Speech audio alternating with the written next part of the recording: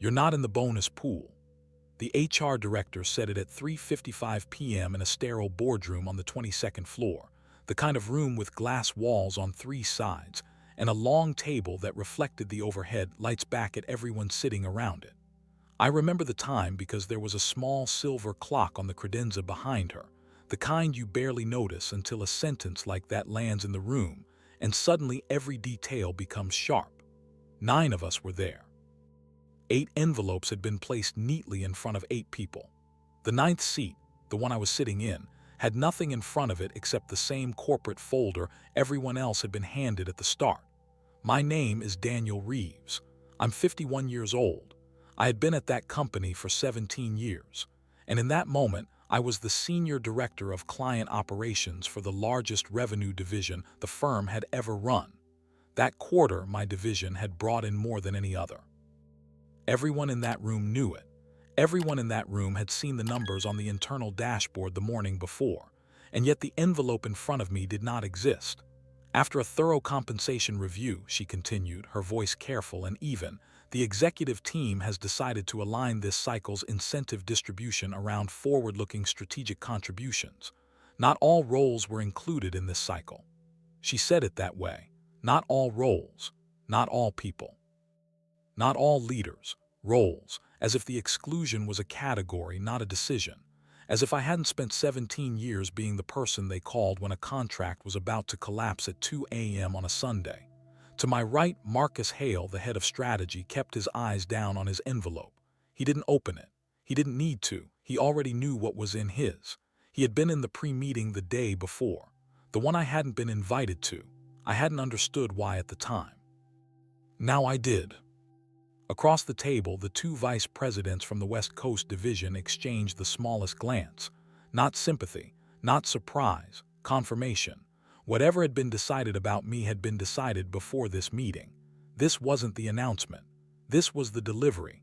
The HR director closed her folder. We'll be sending out the final compensation letters this week. If anyone has questions about the review process, please schedule time with my office. She looked at me for exactly 1 second when she said the word review. Not longer, not shorter. Just long enough for me to understand that the word had been chosen carefully and that she knew I would understand it. Then she stood. The meeting was over. Nobody looked at me as they gathered their things. Not directly. A few of the younger directors let their eyes drift past me the way you let your eyes drift past someone at a funeral you don't know well. Polite. Uncertain. Already thinking about what to say to their spouse when they got home about the strange thing that happened in the 4 o'clock meeting. Marcus finally stood up, tucked his envelope into the inside pocket of his jacket and walked out without a word. He didn't need to say anything. His silence was the whole message. I stayed in my seat for a moment longer, not because I was frozen, not because I was upset, because I was doing something I hadn't done in 17 years at that company. I was thinking about myself first, just for a moment, just long enough to notice that the folder in front of me was completely empty inside, not a page missing, the whole folder, empty. Someone had walked in that morning, prepared 8 full packets and prepared 1 folder that contained nothing at all. That was the part that stayed with me. I walked out of that boardroom at 4:07 p.m. I know because I looked at my watch in the elevator and I remember thinking that 12 minutes was all it had taken to redraw 17 years. The elevator was empty. I stood in the corner facing the mirrored panel and watched the floor numbers count down, and the man in the reflection looked exactly the same as he had that morning. Same navy shirt, same short gray hair, same tired eyes. Nothing about him had changed. Only the ground under him had. Back at my desk, I did not slam anything. I did not stare into space. I did what I always did when something needed processing. I opened my laptop and answered the 3 emails that had come in during the meeting.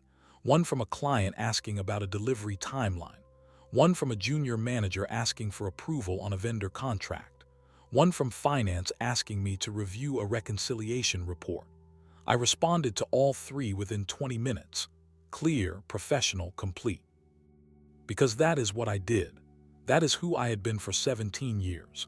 The person who kept things moving even when nothing inside him wanted to move. My assistant, Elaine, stopped by around 4:45. She had been with the company almost as long as I had. She was 63, sharp as anyone half her age, and could read a room the way most people read the weather. She didn't ask how the meeting went. She just stood in my doorway for a moment, looked at me and said, "Do you want me to hold your calls for the rest of the day?" I said yes. She nodded once and closed the door on her way out. She knew, she had probably known before I did. Assistants at that level always know before their directors do. They see the calendar invites that get sent to some people and not others. They see the pre-meetings. They see the packet counts. At 5:30, I closed my laptop. I did not stay late. I did not linger in the parking garage. I got in my car, drove the same route home I had driven for the past 9 years, and sat in the driveway for about 10 minutes before going inside. Not thinking, just sitting. My wife, Rachel, was in the kitchen when I walked in. She had been a middle school principal for 22 years and had a way of looking at people that made them tell the truth whether they intended to or not. She looked at me once and said, "What happened?" I told her. Not dramatically, not with anger, just the facts. The meeting, the 8 envelopes, the empty folder, the word review. The look Marcus gave me or didn't. She listened without interrupting. When I finished, she was quiet for a long moment. Then she said something I hadn't expected her to say. She said, "Daniel, I've been waiting for this." I looked at her. She wasn't smiling. She wasn't angry. She was just calm. "For 3 years I've watched you carry that place on your back," she said. "For 3 years I've watched you take calls at midnight from people who never returned yours during the day. I've watched you cancel 2 anniversaries and one of your daughter's college visits because they said they needed you. And I've watched you tell yourself it was loyalty. It wasn't loyalty, Daniel. It was habit, and they knew it. That's why they did this today.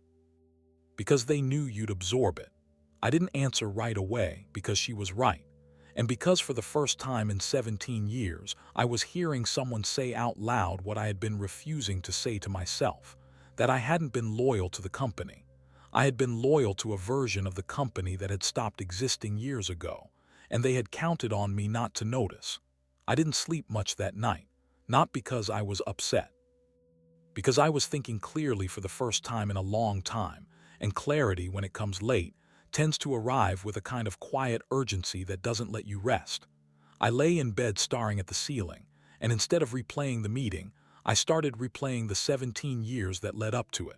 Not the wins, not the promotions, the small things, the moments I had explained away as normal, the signals I had ignored because ignoring them was easier than acting on them. I thought about the offsite in Denver 3 years earlier, when the CEO had introduced Marcus Hale to the executive team as the future of the firm. Marcus had been at the company for 8 months at that point. I had been there 14 years. Nobody had ever introduced me as the future of anything. I thought about the client renewal I had personally saved in 2019, a 9-figure account that would have walked if I hadn't flown to Chicago on a Sunday morning and spent 11 hours in a conference room rewriting a service agreement clause by clause. The next quarter, the bonus for that renewal had been split among 4 people. My name wasn't on the split. When I asked about it, my manager at the time said the credit had been distributed for team cohesion. I hadn't pushed back. I had told myself it didn't matter because the client had stayed. But it did matter. It always mattered. I had just refused to let it. I thought about the time I had trained a young analyst named Priya, brilliant and hungry, who had come to me 2 years later to tell me she was leaving for a competitor because her director there had told her, on the record, that she would never be promoted at our firm because the promotion track was already spoken for. She had cried in my office. Not because she was leaving, but because she had believed the firm's talk about meritocracy and had realized too late that it was talk. I had told her she was making the right choice. I had meant it. And then I had gone back to my desk and continued working for the same firm that had told her that. Around 3 a.m., I got out of bed and went downstairs. I made coffee. I sat at the kitchen island and pulled out my phone. I looked at LinkedIn for the first time in probably 2 years. I didn't post anything. I didn't message anyone. I just scrolled through my old connections. Names I hadn't thought about in a decade. People who had left the firm at various points over the years. Some had gone to competitors. Some had started their own consultancies. Some had moved to industries I hadn't even known existed when we had first worked together. One name caught my eye: Michael Torres. He had been a peer of mine, hired the same year I was in the same operations track. He had left the firm 11 years earlier to join a mid-sized competitor. At the time, everyone had said he was making a mistake. The competitor was smaller, less prestigious, less established.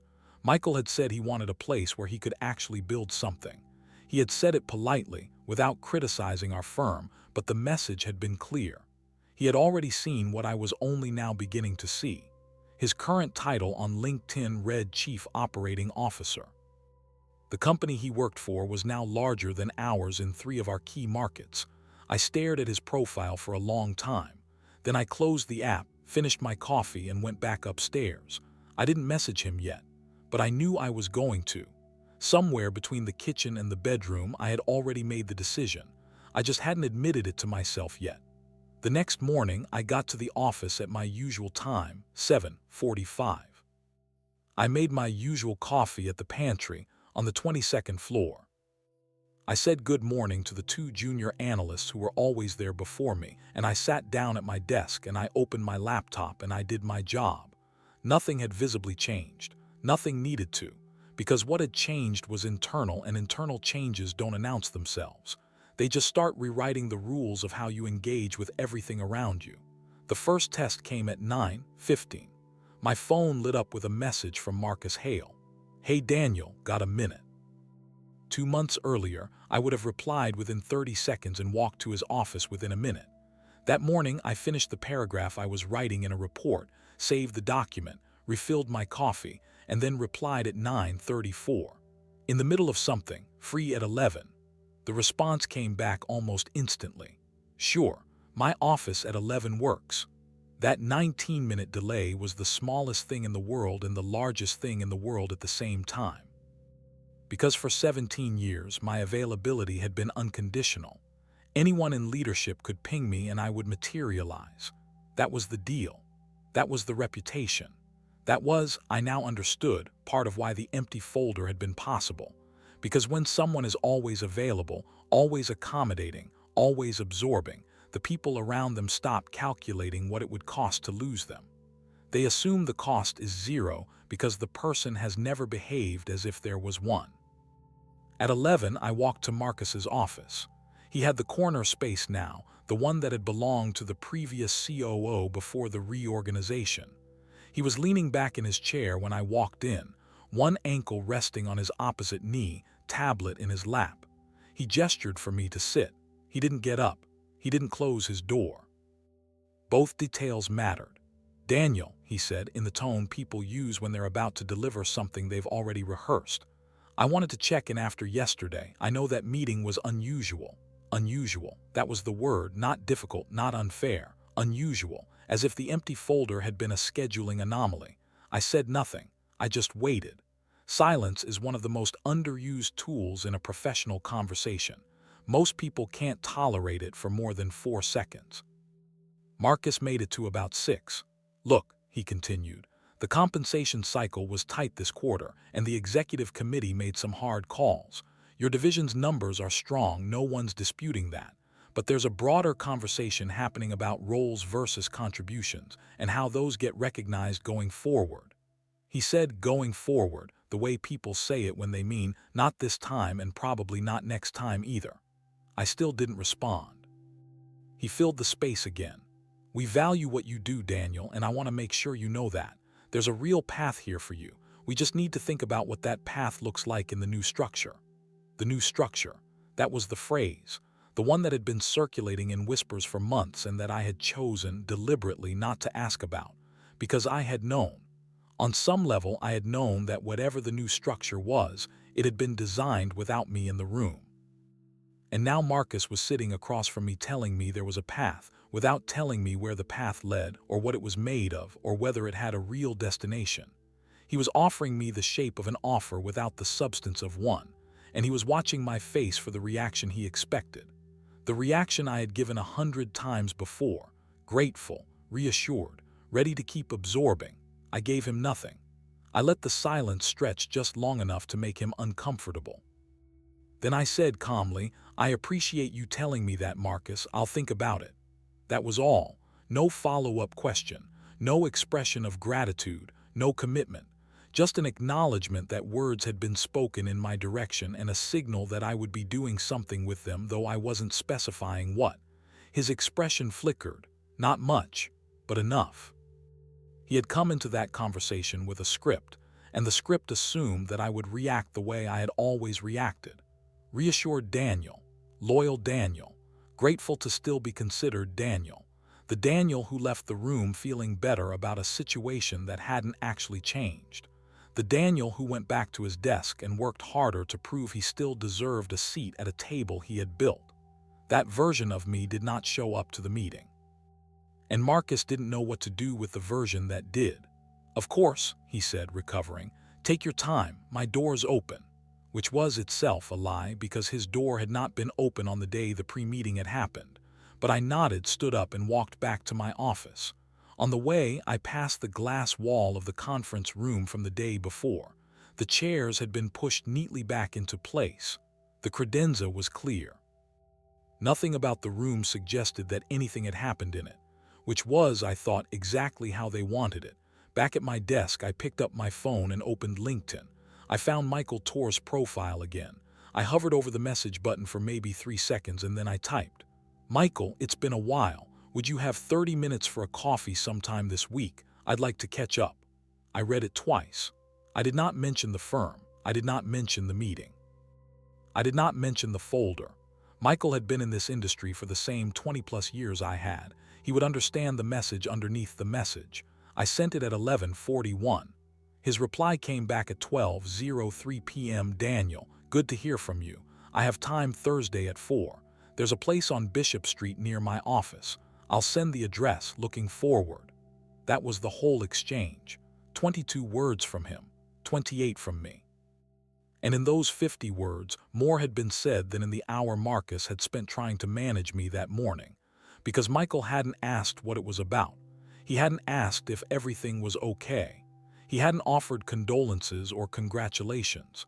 He had simply said yes immediately and set a time. That was the signal.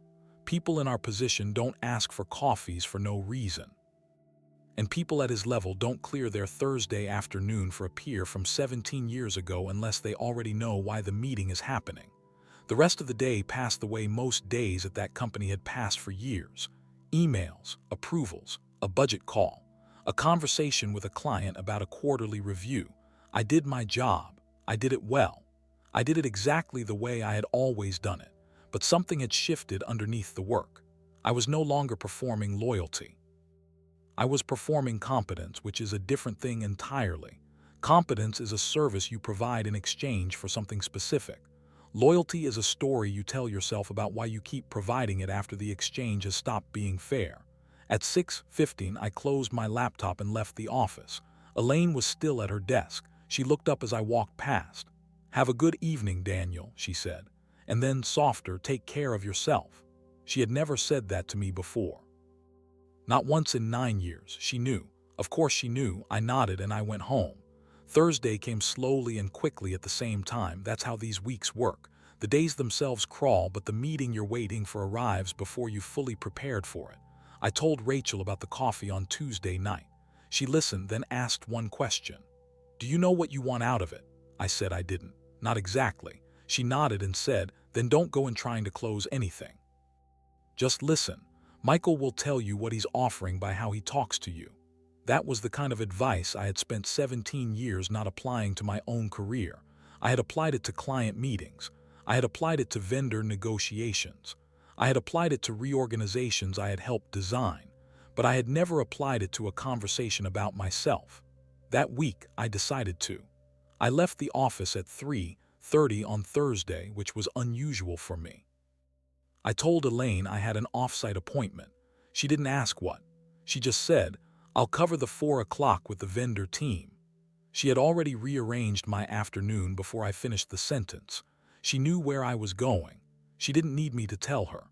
The place on Bishop Street was a small cafe with wood paneling and a back room that had 4 tables spaced far enough apart that conversations didn't travel. Michael was already there when I arrived, sitting at the corner table, tablet closed in front of him, black coffee in a white cup. He stood up when he saw me. He looked older than I remembered, but the same in the ways that mattered. Steady eyes, careful posture, the kind of handshake that lasted exactly 1 beat longer than it needed to. He gestured to the seat across from him, sat back down, and said, "Daniel, thanks for reaching out." We spent the first 10 minutes on nothing. Kids. Whether a mutual acquaintance who had retired to Portugal, neither of us was rushing. Then, at about the 11-minute mark, he set his cup down and said, "So, what's happening?" Not what's happening at work, not what brought you here, just what's happening. Open, undirected. The kind of question that trusts the other person to bring the real answer to the surface without being prompted. I told him. I didn't dramatize it. I didn't editorialize. I told him about the meeting, the 8 envelopes, the empty folder, the conversation with Marcus, the phrase, the new structure. I told him about the 17 years and the pattern I had only started to see clearly the previous weekend. I spoke for maybe 12 minutes. He didn't interrupt. He didn't take notes. He just listened. When I finished, he took a slow sip of his coffee, set the cup down, and said, "Daniel, I want to tell you something, and I want you to hear it the way I mean it." I waited. "For the last 4 years," he said, "every time your firm has lost a senior operations person to us, and there have been 6 of them, my COO has asked the same question. Why is Daniel Reeves still there?" Every single one of those 6 people, without any coordination, has said some version of the same answer. Because he thinks he owes them something. He let that sit. Then he said, "You don't, you never did, and I think you're finally seeing that." I didn't know what to say, so I said nothing. Michael continued, "We've been building out our client operations division for 2 years. We have a gap at the senior level that we've been holding open because we haven't found the right person. I'm not going to make you an offer at a coffee shop, but I'd like to introduce you to my CEO next week. Would you be open to that?" I said yes, immediately, without hedging, and Michael smiled just slightly and said, "Good." The meeting with Michael's CEO was scheduled for the following Wednesday at 8 a.m. Their office was on the west side of the city, in a building I had driven past hundreds of times without ever setting foot inside. I arrived at 7:45. The lobby was quieter than ours, cleaner lines, less marble, more wood. The kind of quiet that suggests a company that spends its money on people rather than on impressing visitors. I noticed it the way you notice the temperature of a room before you notice the furniture. It just registers. Michael met me at the security desk. He walked me up personally, not to the CEO's office, to a small conference room on the 11th floor with a table for 6 and a window that faced east into the morning sun. The CEO was already there.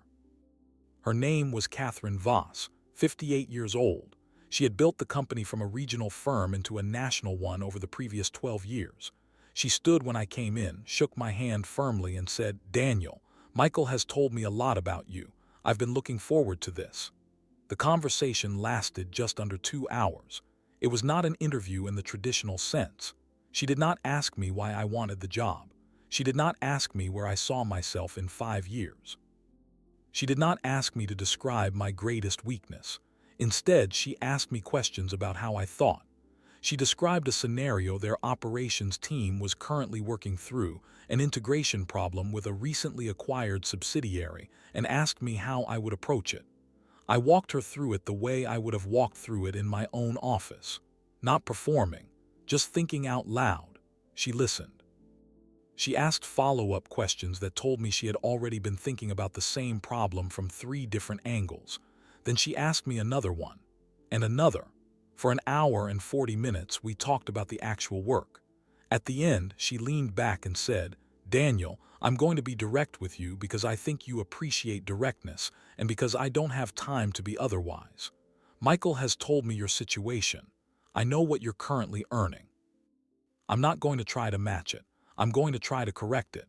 We would like to bring you in as our Senior Vice President of Client Operations. The base would be substantially higher than your current base. There would be an annual bonus tied to divisional performance, targeted at 50% of base. And there would be an equity component, vesting over 4 years, that reflects what we believe you would build here. Michael will send you the specifics by end of day. But I wanted you to hear it from me. I did the math in my head while she was still speaking. Base alone was nearly double what I was making. With bonus at target, I was at roughly 2.5 times. With equity over 4 years, I was somewhere north of triple. It was not a small correction. It was the market speaking in a voice I had not heard in a very long time. I did not react on my face, not because I was hiding anything. Because I had learned over 17 years not to let numbers move me visibly. I said, "Catherine, thank you. That's a serious offer and I want to give it the seriousness it deserves.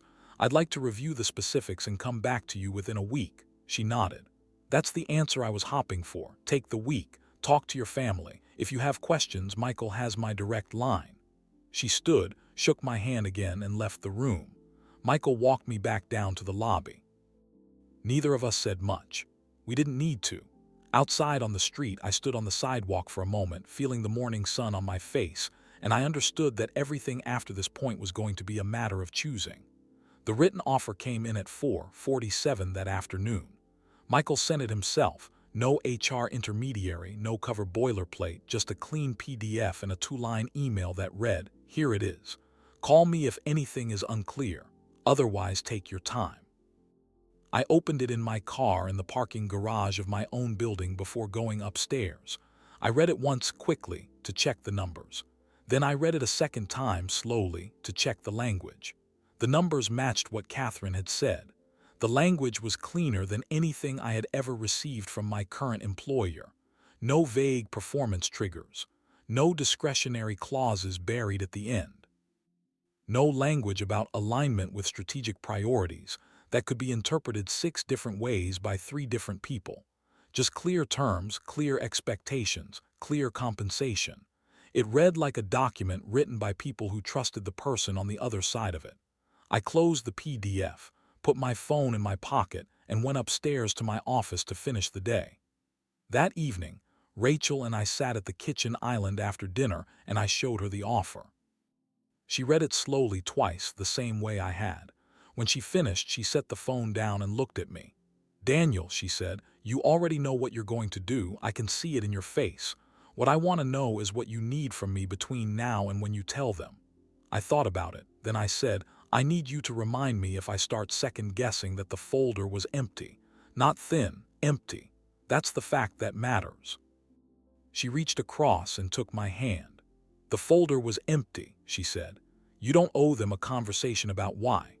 That became the sentence I repeated to myself for the rest of the week, not out loud, just internally at moments when I noticed my 17-year-old habits reasserting themselves, when I caught myself drafting a mental speech to Marcus about all the reasons I was leaving, when I caught myself wondering if I should give them a chance to counter. When I caught myself, at 11 p.m. on a Sunday, worrying about who would handle the vendor renegotiation in Q3. Every time, I came back to the sentence. The folder was empty. That was the fact. Everything else was noise the company had trained me to generate on its behalf for 17 years, and the training was going to take a little while to wear off. On Monday morning, I called Michael and accepted. On Tuesday morning, I emailed Marcus and asked for 30 minutes on his calendar that afternoon. He replied within 4 minutes and offered me 2 p.m. That itself was information. My meeting requests had rarely been prioritized in recent months. This one was, because on some level he already suspected what it was about. Marcus was many things, but he was not stupid. He could read a delay in a reply the same way I could, and I had been replying differently for 2 weeks. At 2 p.m., I walked into his office. His door was closed this time. He gestured for me to sit and closed his laptop, which he had not done at our previous meeting. I sat. I did not wait for him to start. I said, "Marcus, I'm resigning. My last day will be 4 weeks from today. I've accepted a role at another firm. I wanted you to hear it from me before it went through HR." His face did what faces do when someone has been preparing 3 different scripts and none of them turn out to be the right one. He blinked. He opened his mouth. He closed it.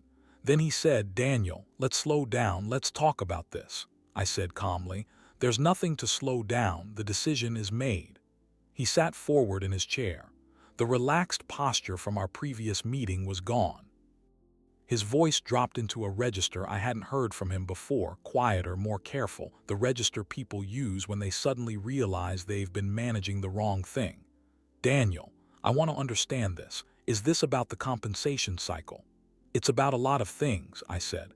"The compensation cycle is one of them, but I don't want you to think the decision is about a single meeting. It isn't. This is a decision I should have made 3 years ago. I just took a while to see it." "Where are you going?" he asked. I told him. His expression shifted again. He knew the firm. He knew Catherine's reputation. He knew Michael. He put the pieces together in real time, and I watched him do it. "Daniel," he said, "before you finalize anything, I want to bring this to the executive committee. There's flexibility we haven't explored. I think there's a version of this where we can make you whole and give you a real role in the new structure." "Let me have 24 hours.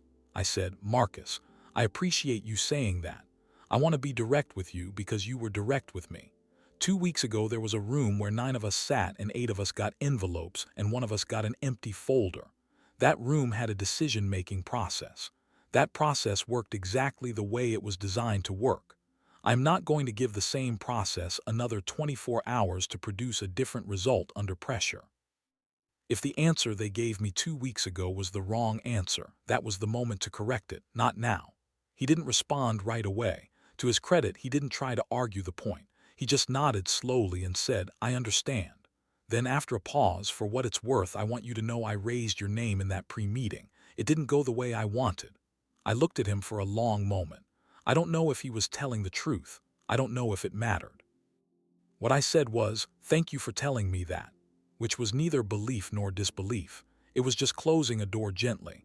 We spent the next 20 minutes on transition planning, who would take which accounts, how Elaine would be supported, which handoffs would need to happen in the first 2 weeks and which could wait. I gave him a clean plan. I was not going to leave chaos behind me. That was not about loyalty. That was about who I was.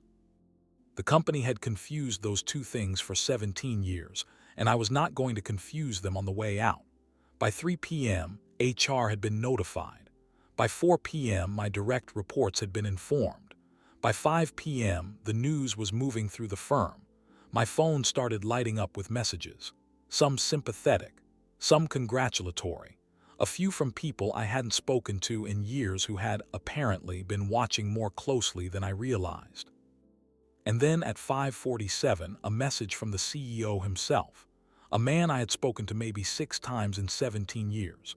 It read, "Daniel, heard the news, would like 15 minutes tomorrow morning if you can spare it." I stared at that message for a long time before I replied.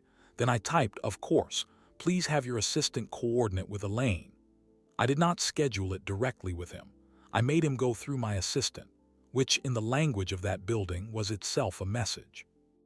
Not a hostile one, just an accurate one. For 17 years I had made myself available on other people's terms. For the next 4 weeks, and for the rest of my career, I was going to be available on my own. The CEO's name was Robert Halstead. He was 64 years old and had been running the firm for 11 of my 17 years there. When I walked into his office at 10 a.m. the next morning, he stood up and came around his desk to shake my hand, which he had never done before. He gestured to the 2 armchairs by the window rather than the chairs across from his desk. That was also new. He was signaling that this was a conversation between peers rather than a summons. 2 weeks too late, but I noted it anyway. "Daniel," he said, once we were seated, "I want to start by saying I owe you an apology. I heard what happened in that room 2 weeks ago. I should have caught it before it went out. I didn't. That's on me." I appreciated the sentence. I also noticed what it did not contain. It did not contain an offer to reverse anything. It did not contain a specific commitment about the new structure. It did not contain a number. It was an apology, delivered cleanly, from a man who had built his career on knowing when an apology was the least expensive thing he could offer in a situation that had already been decided. I did not resent him for it. He was doing his job, but I recognized the job for what it was. "I appreciate you saying that, Robert," I said. "I want you to know I'm leaving on good terms. The transition plan is solid. Elaine will make sure nothing falls through the cracks. My 4 weeks will be 4 real weeks, he nodded. Then he asked carefully, is there anything that would change your mind? I said, no, and I want to be honest with you about why. It isn't about a number. If you had come to me with a number this morning, I would have said no. It's about the fact that the number would have arrived only because I was leaving. That's not a correction. That's a reaction. I've spent 17 years absorbing reactions. I'm not going to base the next chapter of my career on one more. He looked at me for a long moment. Then he said, that's fair, Daniel, that's very fair. We talked for another 10 minutes about nothing in particular. When I stood to leave, he stood too, and he said, for what it's worth, I hope the next place understands what they're getting. I said, they already do, that's why I'm going. The 4 weeks passed the way notice periods pass. Some days were long, some were short. The friction I had spent 17 years absorbing began to surface without me, and I watched it surface without stepping in to smooth it. Not out of spite, because it wasn't mine to smooth anymore. On my last day, Elaine hugged me in the hallway, which she had never done, and she said, go build something. I said I would. My first day at the new firm was a Monday. Catherine walked me through the office herself. Michael introduced me to the team. My first paycheck at the end of the month was, to the dollar, what the offer had said it would be. I looked at the number and I thought about the empty folder, not with anger, with something quieter. Recognition, maybe. The recognition that value is not what you tell yourself about your work. Value is what the market says when it finally gets a clean look at you. If you took anything from this story, take this.